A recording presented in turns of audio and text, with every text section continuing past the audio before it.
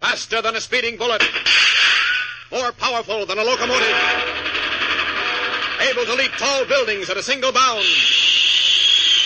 Look, up in the sky. It's a bird. It's a plane. It's Superman.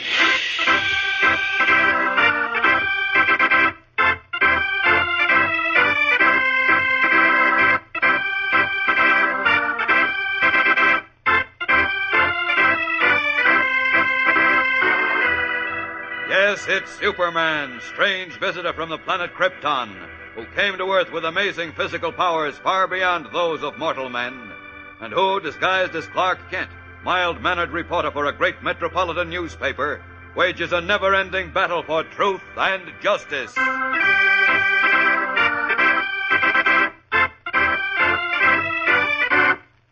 Today, accompanied by Mayor Perry White, Clark Kent returns to the apartment where he had left cub reporter Jimmy Olsen and Frederick the tiny man, and makes a shocking discovery. Great Scott. Look, Chief. Why, that's Jim Olsen on the floor. He's unconscious. Great Caesar Kent. Is he? No, he's alive, Chief. But what happened to Freddie? Freddie? The midget? Yes. He's the key to the whole mystery. And now he's gone. Disappeared.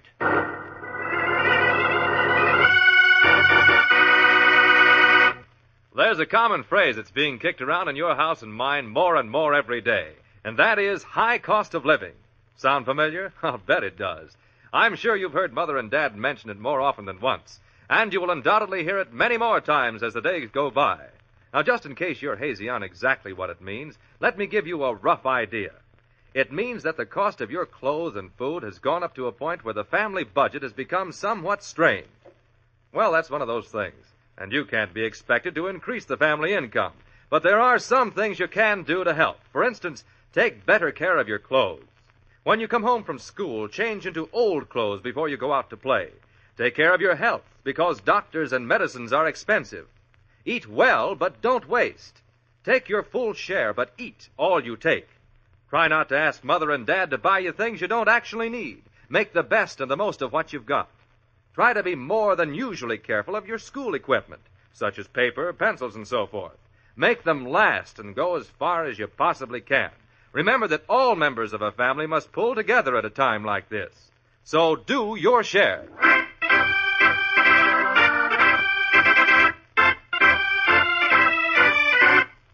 And now, the adventures of Superman.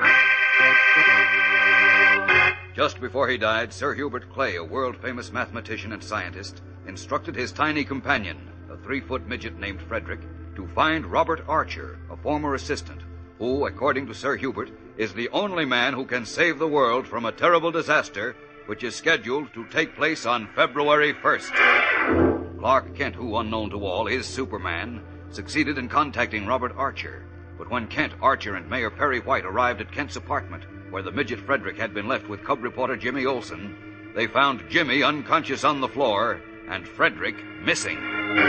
As we continue now, Kent has succeeded in reviving Jimmy, and while Mayor White and Robert Archer listen tensely, the boy reporter tells a strange story. Freddie and I were just getting ready to go to bed, Mr. Kent, when we heard these heavy, sort of limping footsteps out in the hall. Freddie said it was the boot. And The boot? Yeah. You know, that awful man who killed Sir Hubert Clay and was chasing Freddie all over the world. Yes, we know who the boot is, Jim. Was he here? I don't know. You don't know? But you just said that he was in the hall. Freddie said so, Mr. White. He said he recognized the steps. Oh, I see. Well, go on, Jim. What happened then? Well, then the doorbell rang. Uh-huh. I asked who it was, but nobody answered. Well, why didn't you phone us or the police at once? I started to, Chief. I started to call up Mr. Kent. Then I heard a kind of hissing noise near the door. What? Like air escaping from a tire. Then the whole room started to go around, and I just blacked out. Well, naturally, that hissing noise Jim heard must have been the sound of knockout gas being shot into the room. Oh, dear. Knockout gas? Sure, the boot or whoever it was must have sent it into the room to knock out Jim and Freddie and prevent them from summoning help. Then he picked the lock, came in, put Freddie in the packing box, and went off with him. Oh, good heavens, that's dreadful. Yeah, poor Freddie. The boot will finish him. Now, wait. It may not have been the boot. No, I'm afraid it was, Chief. We know he's been trailing Freddy all over the world to try to discover Sir Hubert Clay's secret. Yes, but how did you know he was here? In your apartment? Well, he probably saw my personal notice in the papers addressed to Mr. Archer and figured Freddy must be with me. Mm-hmm. That could be. I should have thought of that and arranged police protection for Freddy. Why, of course. What'll we do now, Mr. Kent? I can't prevent the disaster Sir Hubert said would take place on February the 1st unless I talk to Freddy and find out what it is. I know that. But Freddy doesn't know what it is, Mr. Archer. Oh, yes, he does, Jim. He does. No, he told me and Mr. Kent he doesn't know. He may not think he knows, but he does. Huh? Well, what do you mean by that? Well, that's what I want to know. Well, never mind that now. What we've got to do is find Freddy and bring him and Mr. Archer together. Look, Chief, you call Inspector Henderson and get him over here at once. Mr. Archer, you stay here. Don't go out alone, whatever you do. I'll be back later. Where are you going, Kent? I want to see Jansen, the building superintendent, first. Then I'll look for Freddy my way. So long.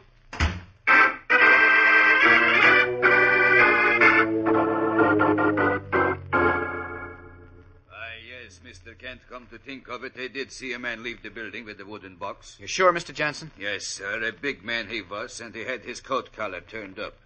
Walked with a limp, too, he did. That's the man I want. Did you see where he went? Well, he got into a car with the box and drove away. North. No, south, toward the boulevard. How long ago was this? Oh, quite a spell after supper. Long about 9:30, I'd say. All right, thanks, Jansen. Inspector Henderson will be here soon. Tell him what you told me, will you? Yes, sir. Thanks again. So long.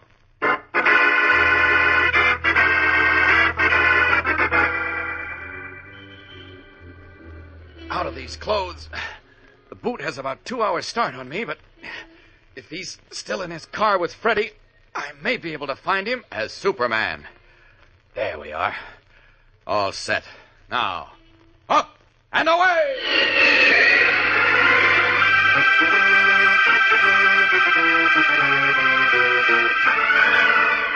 Leaping high into the starry night sky, Superman begins flashing over the great city like a meteor, coursing above the multitudinous streets and roads, his keen eyes searching the seemingly endless parade of vehicles below him.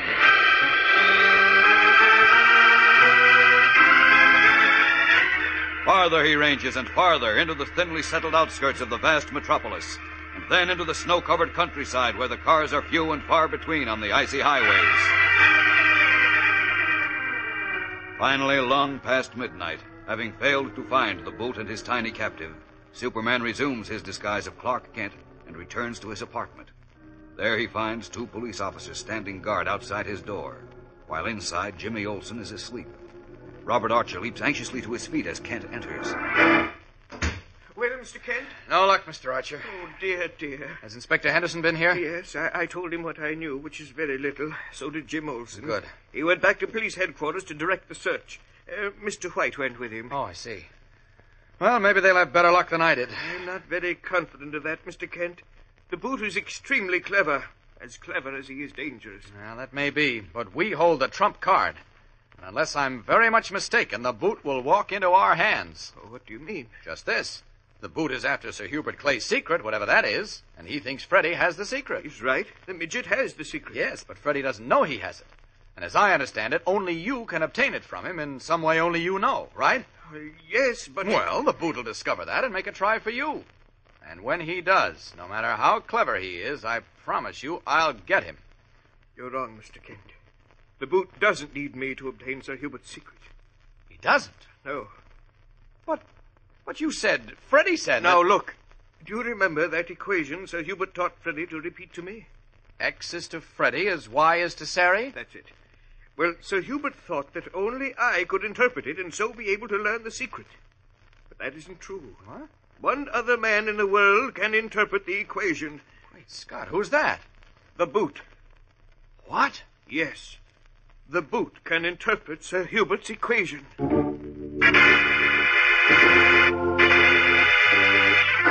Startled, Clark Kent stares at Robert Archer in dismay. His plan to trap the boot fallen apart like a house of cards. What will happen now? We'll be back in a moment for the stunning climax of today's episode. So keep listening. Say, did you remember to make your contribution to the March of Dimes today? Well, if you didn't, ask your folks right now to give you at least 1 dime to turn in when you go to school tomorrow. And don't forget to add a dime from your own allowance. It takes a good deal of money to conduct a war, and that goes for a war against disease, too. The fight against infantile paralysis, which is financed by the annual March of Dimes campaign, has begun to make inroads on the dread disease and is showing fine results. But the battle is yet far from won. It can't be a complete victory until infantile paralysis is made as extinct as the bubonic plague, for instance. So let's send our dimes marching off to war against polio. And now for a brief bulletin about the Superman contest. The speed with which the judges are forging ahead toward their goal is amazing. And it begins to look now as if my guess is going to become a reality. Yep, the pile of entries is rapidly melting and the list of winners is growing. Almost before you know it, we'll begin announcing the names of the 1,000 lucky boys and girls who will become the proud possessors of the 1,000 swell prizes. So keep listening.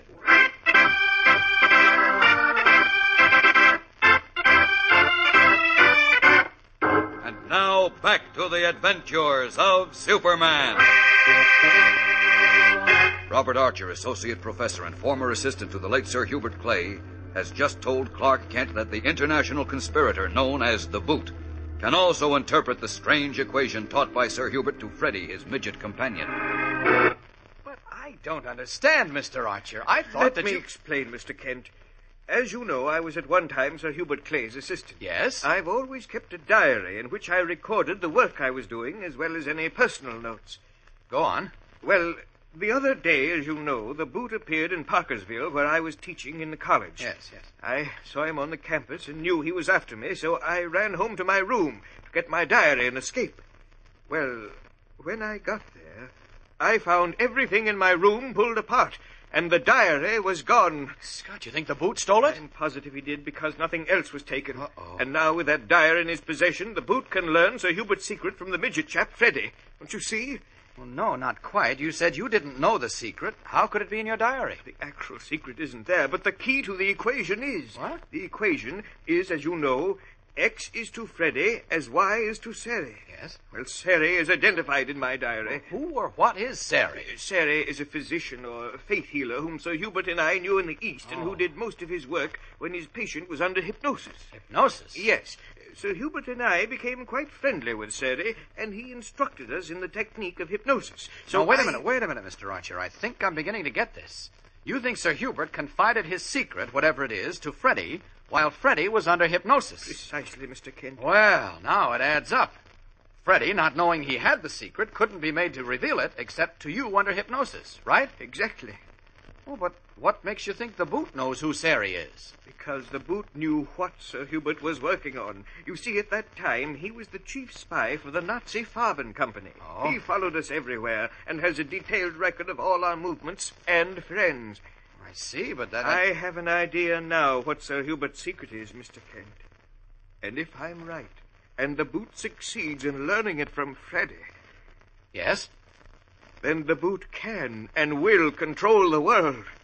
What? Yes. It will be within his power to rule as absolute master.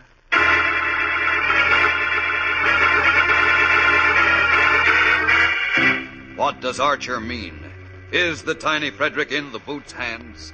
And can the Boot learn Sir Hubert's amazing secret from him? We'll learn much more in tomorrow's exciting episode, fellows and girls, so be sure to listen. Tune in, same time, same station.